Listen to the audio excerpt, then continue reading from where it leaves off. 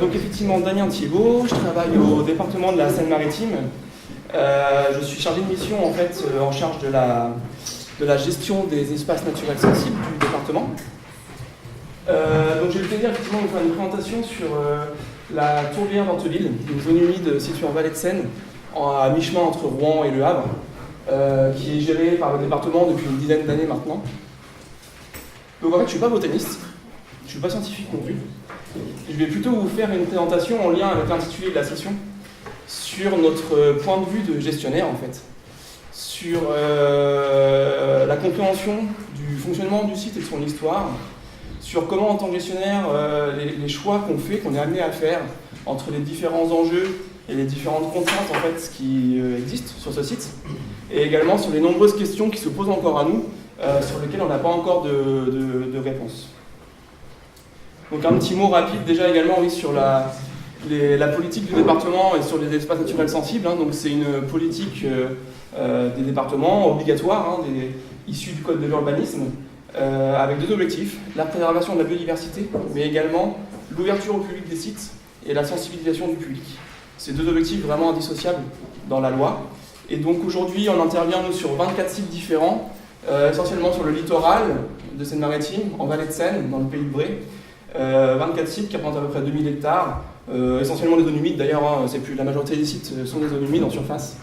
Et on intervient en interne, mais également aussi avec des partenaires, notamment Conservatoire d'espace naturel ou Parc naturel régional sur ce site-là. Donc la tourbière d'Anteville est située ici, à mi-chemin entre Rouen, qui est là, et donc Le Havre qui est un peu plus ici. Donc voilà, aujourd'hui une photo aérienne, ça ressemble à peu près à ça. Une tourbière de 200 hectares, qu'on a acheté et qu'on gère du coup depuis 2005. Et donc vous le voyez tout de suite, un site avec un passé industriel prégnant. Donc en fait c'est une tourbière qui s'est formée dans un ancien méandre fossile de la Seine. Aujourd'hui le lit mineur de la Seine est ici. Et auparavant a passé ici, au pied de la forêt boréale bretonne, on a un coteau assez marqué. Donc il y a un méandre fossile qui s'est formé, un ancien lac glaciaire qui s'est formé au pied de ce coteau-là, avec la zone tourbeuse aujourd'hui qui est en bleu, la zone alluvionnaire en jaune, et une zone de marée de transition entre les zones tourbeuses et les zones alluvionnaires entre les deux. Donc c'est l'exemple typique d'un bas-marais alcalin, d'une tourbière fluviogène, on va dire, de la vallée alluviale, au-dessus duquel se superpose par endroits un stade ombrotrophe, à la faveur d'une alimentation en eau différente et où, on n'a pas encore tout bien compris, et où la présence d'un horizon imperméable, notamment la notion de KTH qu'on avait vu avec Pierre Louet.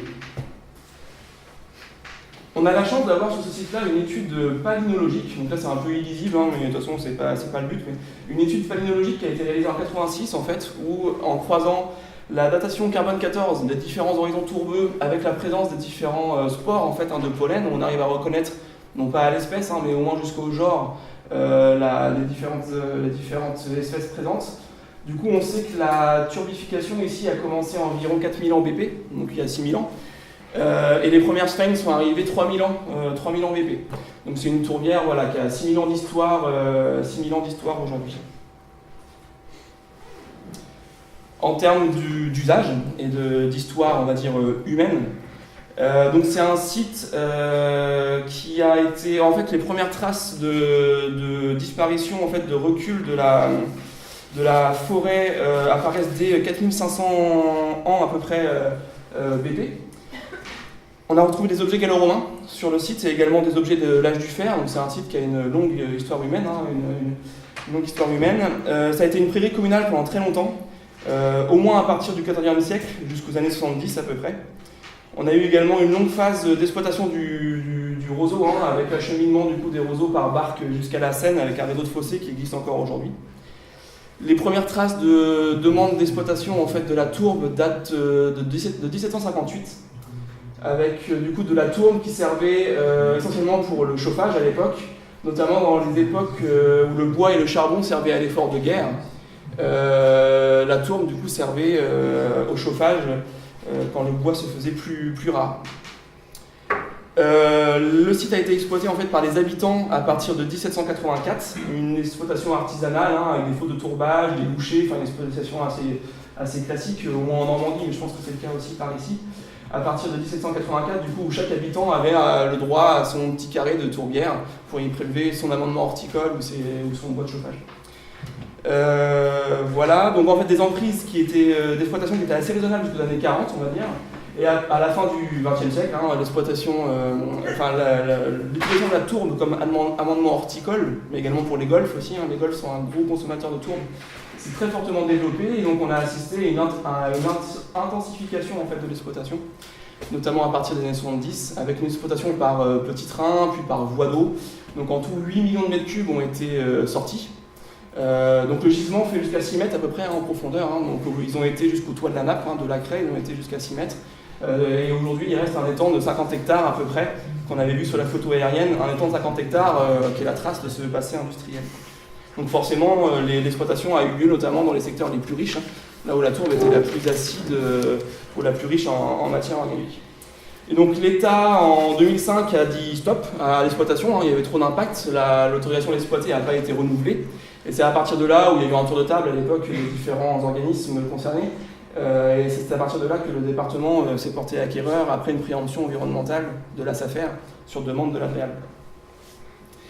Donc rapidement quelques visuels pour voir un peu l'évolution du site. Donc ça c'est une carte de 1829 en fait, où la Seine est ici. Donc là on voit une zone de pâture déjà avec un petit peu boisé, on voit quelques fosses de tourbage qui commencent à apparaître, quelques réseaux de fossés, et donc un réseau de fossés qui va à la Seine, l'exutoire étant ici. Bon là on va faire un gros saut dans le temps, mais on arrive en 1955, une photo aérienne, on voit un boisement ici, un boisement tourbeux qui est quand même encore assez clair par endroits. Un système donc agricole autour, mais on voit quand même la trace de plantation de peupliers, qu'on va revoir après. Et l'étang, on voit bien les anciennes fosses de tourbage, qui étaient petites, à taille humaine, qui commencent à devenir des surfaces en eau un peu plus conséquentes avec le début de l'industrialisation de l'exploitation.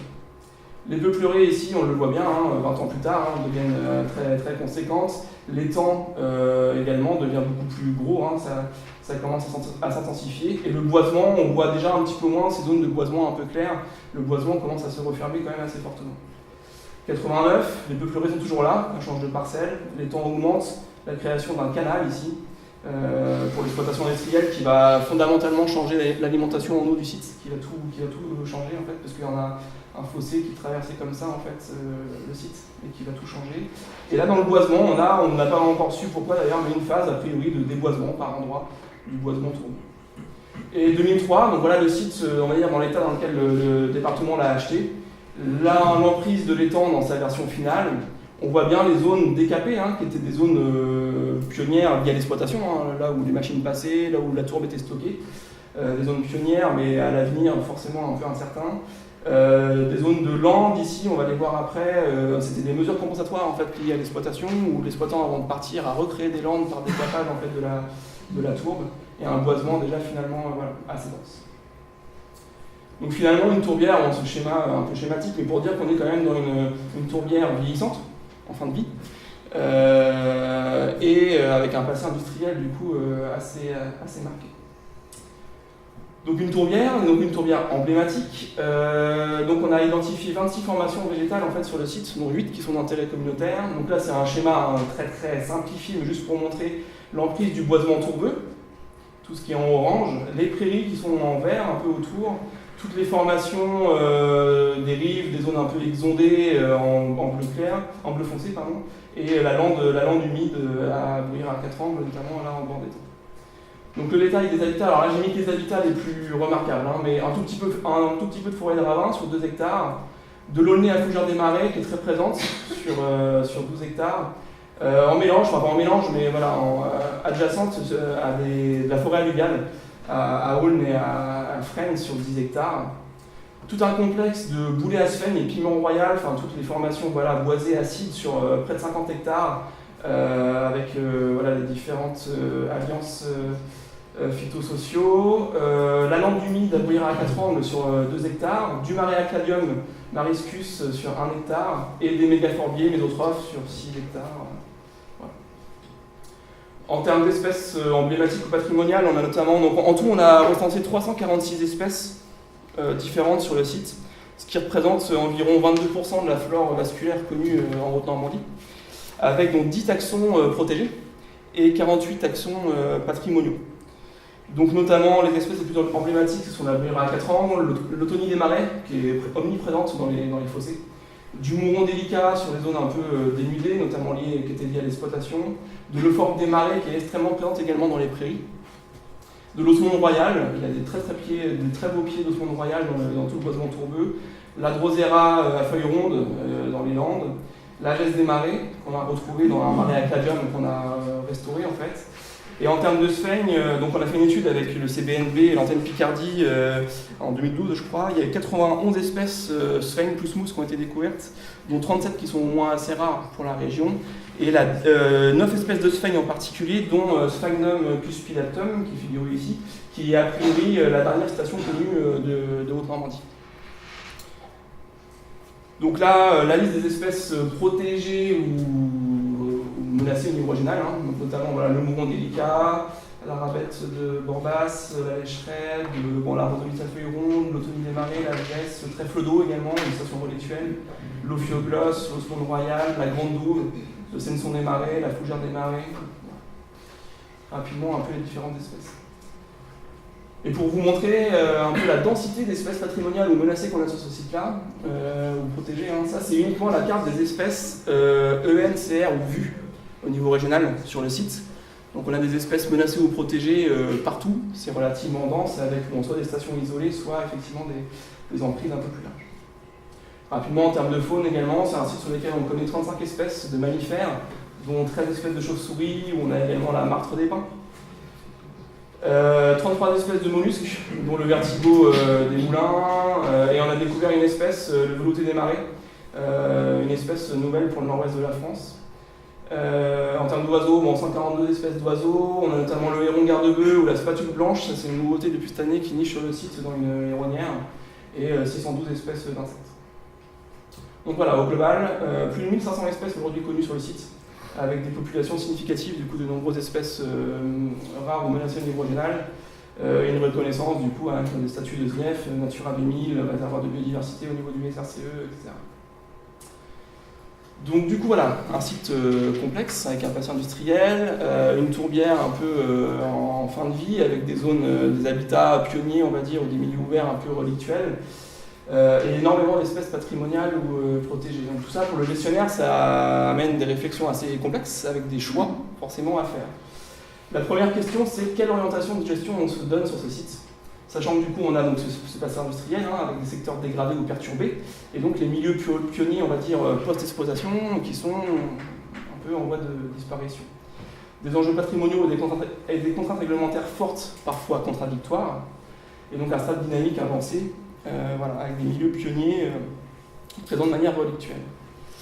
Donc déjà, par rapport au passé industriel du site, on a été amené à réaliser des opérations de renaturation, notamment la démolition de bâtiments industriels, du coup avec un budget assez conséquent, ce qui a permis de faire disparaître une maison, des bâtiments industriels et 1,5 hectare à peu près de plateformes bitumées qui servaient d'enrobées, qui servaient à l'exploitation.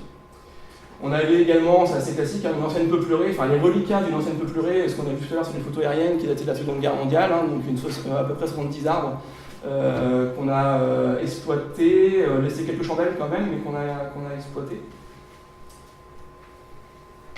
Une autre question à laquelle on se pose, c'est du coup quel avenir pour les zones pionnières, on va dire, artificielles. Là, par exemple, vous avez, donc c'est une mesure compensatoire liée à l'exploitation, une zone qui a été décapée à peu près d'1 mètre en dessous du terrain naturel pour retrouver l'eau déjà et retrouver la banque de graines du sol. Donc ça a très très bien marché. On a énormément de drosera, on a les éricacées qui commencent à revenir. Par contre, on est situé en milieu boisé. Et donc on a une colonisation latérale très forte par les ligneux, que ce soit le bouleau, la bourdaine notamment. Donc là, ça nous demande énormément de moyens humains pour aller arracher ces ligneux, pour retarder l'échéance de la colonisation, on va dire, des ligneux sur cette zone-là. Donc là, pour l'instant, on le fait, parce que ça se fait avec des bons résultats à peu près raisonnable, mais sur la durée, jusqu'où on va en termes de moyens pour préserver ces zones, du coup, qui sont des mesures compensatoires de l'exploitation initialement, c'est une vraie question.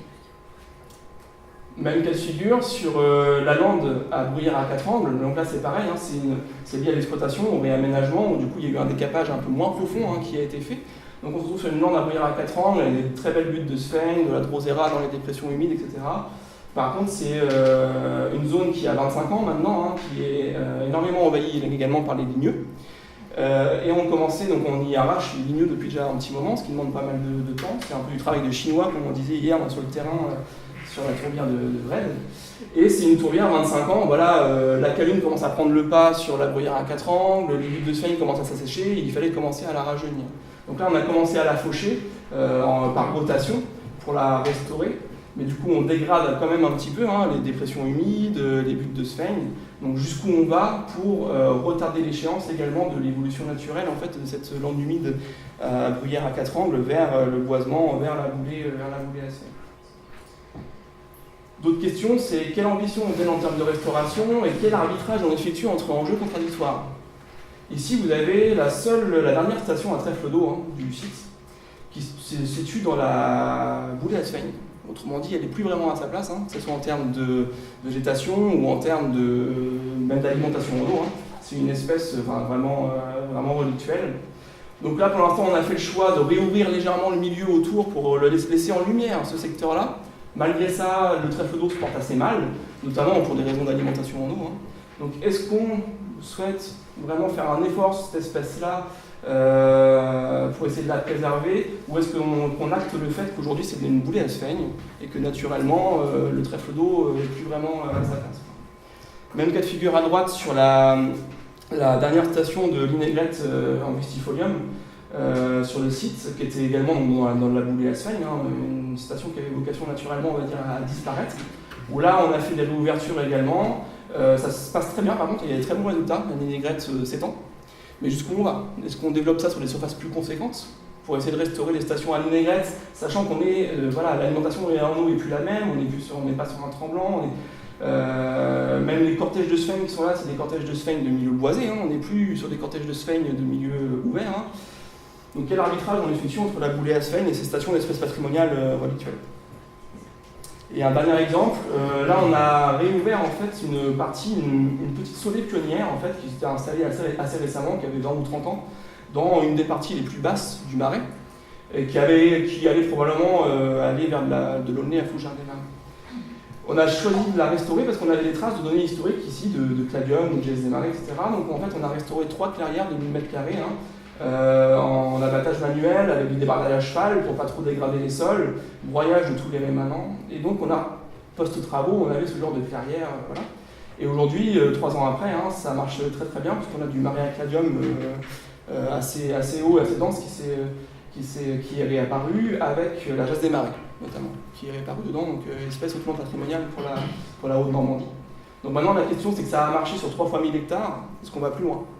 Sur les zones de boisement récents, donc on va pas taper dans l'Aulnay à Fougères-des-Marais, hein, dans les zones d'Aulnay alluviales, d'Aulnay freiné alluviales, de forêt alluviale, ou dans les zones de saulée, on va dire pionnières, à Saule-Cendrée, des choses comme ça, est-ce qu'on étend ça? Et si oui, ça veut dire des moyens conséquents quand même à y injecter. Il faut qu'on soit capable de gérer ça correctement, de manière efficiente, sans que ça nous coûte au quotidien, en fonctionnement, on va dire, cher. Voilà. Ça, je vais passer. Et donc du coup, voilà, tout ça se concrétise, toutes ces réflexions-là fait que dans le plan de gestion actuel du site, on a choisi en fait d'avoir un gradient en fait sur le site avec un objectif de naturalité, on va dire, de non-intervention sur le boisement tourbeux au milieu du site, au cœur du site. Et de faire des opérations de restauration à la marge. Voilà, là on a la lande, là où en fait on sait sur les vieilles photos aériennes ou sur les données végétation au sol, où on a une colonisation boisée assez récente, où a priori on peut retrouver des végétations pionnières. Et un objectif de maintien après des prairies, des zones prairiales qui sont autour. Et je vais passer rapidement du coup sur les derniers points.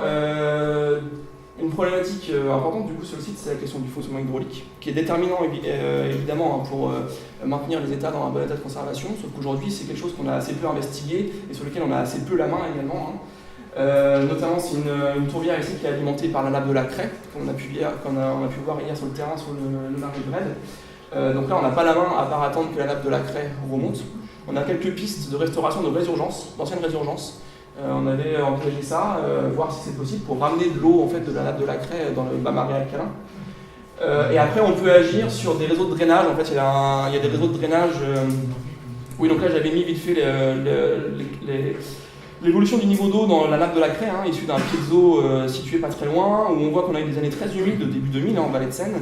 Donc là, le site était inondé, c'était génial. Et depuis, les niveaux d'eau sont extrêmement descendus très bas. 2015, on est remonté un petit peu plus haut, et là, on redescend, et a fortiori cette année, on redescend à des niveaux extrêmement bas. Donc là, cette année, le site est sec, se minéralise probablement par endroits. Voilà, c'est quand même assez compliqué. Et là, vous avez une carte de réseau de drainage en fait, qui emmène une partie des eaux de la tourbière jusqu'à la Seine. Donc là, il y a des enjeux multiples, il y a des gabions, il y a des agriculteurs, il y a un enjeu de protection des biens et des personnes, il y a un enjeu inondation très fort sur le site, surtout par remontée de nappe, mais également un petit peu par débordement de Seine. Donc il faut qu'on arrive à mixer un peu tout ça pour trouver un juste milieu entre la préservation de la zone humide et le reste. Dans tous les cas, nous, à notre échelle, ce qu'on aimerait pouvoir faire, c'est poser des ouvrages hydrauliques sur nos terrains pour retenir l'eau en amont sur la tourbière, ou au moins pouvoir gérer les niveaux d'eau sans compromettre pour autant les riverains ou les exploitations agricoles en aval. Sur le site, on a des usages prépondérants, agriculture, chasse, pêche. En termes de foncier, le site représente également 25% du territoire de la commune, avec un fort attachement de la population locale au site. Les gens ils vont y aller pêcher, les gamins ils allaient s'y promener, ils allaient s'y baigner. Il y a un fort attachement en fait, et donc on doit en tant que gestionnaire faire en sorte que la population s'approprie ce qu'on fait sur le site. Et on ne doit surtout pas avoir tendance, comme ça a pu être fait par le passé, par nous, ou par les gestionnaires en général, de soustraire cet espace à la population. C'est le lien un peu avec le film d'hier soir finalement, le ciné-débat sur les enfants de la Dune, on pourrait parler ici d'enfants du Marais. Des problématiques sanitaires avec la présence de la tuberculose bovine et de cyanobactéries dans le temps. Et un objectif du coup des départements réglementaires liés aux espaces naturels sensibles d'ouverture au public du site et de sensibilisation. Donc pour répondre à ça, en termes d'agriculture, c'est très simple. On a la chance pour l'instant sur les parcelles qu'on a achetées d'avoir des agriculteurs qui étaient souvent en MAE, avec zéro fertilisation, etc. Et en gros, les prairies les mieux préservées, quasiment aujourd'hui, c'est les prairies qui étaient gérées par ces agriculteurs-là. Donc aujourd'hui, on maintient en place ces agriculteurs avec des beaux ruraux environnementaux et des cahiers des charges, fauche tardive, zéro fertilisation, pâturage adapté. Et ça se passe extrêmement bien. Et du coup, les agriculteurs ici sont vraiment des partenaires privilégiés en fait, de la gestion du site. En termes de chasse, par rapport notamment à la tuberculose bovine, mais également à l'objectif général d'un équilibre agro-sylvo-synergétique par rapport aux plantations de maïs et aux vergers qui sont autour, on a mis en place une chasse avec une association locale, uniquement pour chevreuils, sangliers et cerfs, même s'il n'y a plus de cerfs vraiment sur le massif, mais avec un cahier des charges très strict, un nombre de jours limité, et ça se passe extrêmement bien également, du coup, donc une chasse par des locaux essentiellement. Par rapport à l'accueil du public, donc on réalise énormément d'animations, de plus en plus on va dire notamment d'animations sur le site. Alors j'ai pas les chiffres 2016-2017, mais en 2015 on a accueilli près de 400 personnes sur le site, et avec notamment des opérations dédiées aux locaux, des journées portes ouvertes dédiées à la population locale pour qu'ils viennent redécouvrir le site, qu'on leur explique un peu ce qu'on y fait, etc. Et l'aboutissement un peu de tout ça, c'est qu'on a un projet d'ouverture au public d'une partie du site. Donc là, ça rejoint un peu le gradient, je disais tout à l'heure, d'orientation de gestion avec des zones naturelles et des zones où on se permet de faire des opérations de restauration, etc. Là, typiquement, sur le secteur où on a un passé industriel très fort, là on a démoli les bâtiments, démoli les parcelles de bitume, etc. On a pour projet de réaliser des sentiers en fait, pédagogiques pour que les gens puissent accéder du coup à une dizaine d'hectares seulement sur le site. Le reste étant accessible en animation avec un animateur qui permettra de faire passer les messages et d'éviter les zones les plus sensibles, etc. Et pour finir, j'en arrête vraiment là Thierry, les questions qui se posent à nous à l'avenir, c'est en fait donc là c'était du concret, c'est du court terme on va dire, mais à l'avenir je pense que les principaux défis sont même devant nous en fait. La question du tassement des sols en zone humide, et notamment en tourbière, est relativement prégnant. On s'en est rendu compte en faisant pas mal d'opérations mécaniques, on a inévitablement un impact là-dessus. Donc de plus en plus, quand on le peut, on recourt à la traction animale pour des opérations de fauche en plein, pour du débardage, etc. Ce qui permet vraiment de limiter le recours aux engins mécaniques. Par contre, ça a un coût quand même, un modéré, mais ça a un surcoût quand même. La question des fonctionnalités écologiques et des services écosystémiques. Je ne vais pas vous apprendre que les zones humides et les tourbières en particulier ont un rôle majeur en termes de stockage de carbone, le cycle de l'eau notamment sur la dénitrification notamment. Et en fait, on a eu jusqu'à présent tendance à avoir une gestion plutôt naturaliste, orientée envers les espèces ou les habitats. Et on s'est rendu compte qu'on manquait quand même de connaissances par rapport à tout ça, et que parfois même la gestion naturaliste pouvait être contradictoire, pouvait aller à l'encontre de certaines fonctions écologiques. Donc là, on souhaite investiguer tout ça pour avoir une gestion un peu plus globale et plus intégrée, et pas seulement naturaliste, qui prenne en compte le stockage de carbone, la dénidification, le cycle de l'eau. Et le réchauffement climatique, difficile de ne pas en parler en zone humide, puisqu'il va quand même a priori y avoir des impacts très forts sur le fonctionnement hydraulique du site, la fonctionnalité des milieux présents, avec l'augmentation du niveau de la Seine, la diminution des débits, la diminution de la nappe, qui est notre principale alimentation en eau. Les simulations internationales et a fortiori locales au niveau de la vallée de Seine tendent à montrer que le niveau de la nappe de la Craie va diminuer. Donc que va devenir le bas-marais alcalin si on perd notre principale ressource en eau, là à une échéance un siècle, donc c'est presque demain à notre échelle.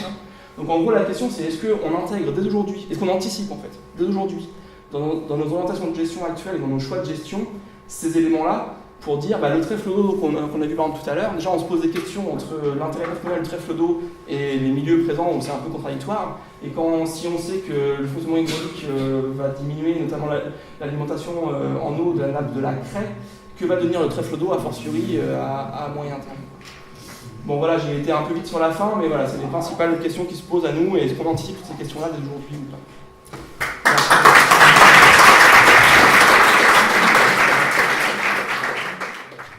Oui, tu as évoqué le terme souvent de vieillissement de la tourbière. Moi j'ajouterais le vieillissement provoqué, ou induit par les usages historiques. Et notamment la présence du KTH, etc., qui est un indice de vieillissement, mais provoqué. Pas un indice de vieillissement naturel, aussi, ce qui est quand même. Un autre terme, j'y reviendrai demain d'ailleurs dans la discussion générale, c'est d'évoquer le terme de fonctionnalité. Bon, c'est un terme que je n'utilise pas, ou que je n'utilise plus en tout cas, parce qu'il est très ambivalent. Pourquoi il est très ambivalent? Parce que vous l'avez utilisé par exemple à la place de fonction ou de processus, et d'autres vont l'utiliser à la place de service écosystémique. Donc je crois qu'il vaut mieux utiliser les termes de fonction, processus pour ce qui est du fonctionnement propre de la filière, et des services écosystémiques ou des services rendus pour ce qui est ce qu'on retire pour l'humanité. Je l'ai utilisé dans le sens fonction. Donc ce terme fonctionnalité, il a été multiples fois employé aujourd'hui, y compris par notre président. Donc je reviendrai demain là-dessus pour. C'était dans le sens fonction, dans ma bouche, c'était dans le sens fonction. En tant que fonction, mais pour d'autres, c'est en tant que service rendu. Donc tu vois, c'est extrêmement ambivalent. Donc il faudrait qu'on le supprime de notre langage. Ça serait bien.